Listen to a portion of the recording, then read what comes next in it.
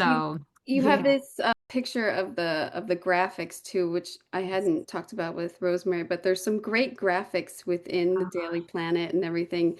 And you were saying like the Art Deco inspiration and your color palette is in there. Did you know like is this all newspaper people? This is like a timeline of what was the Yes. inspiration for this? Yes, so great question. So I'll start with that top left image. It says the city of Metropolis with the map in the middle. That was actually based on a map that looked almost identical to this that existed at that Cincinnati train station, the one where we ended up shooting the Hall of Justice. It was Mhm. in some archival images. In fact, I'm even going to revise that. It was more like the American map that you can see Yeah. over top of those elevators there.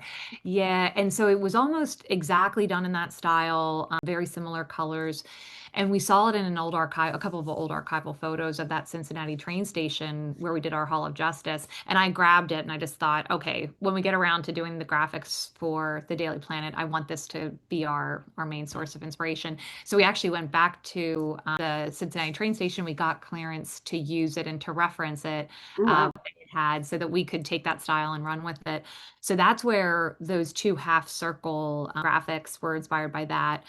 Those are the ones we had over top of the elevators. And then when you come out into the main space, you have the three that are across the bottom there.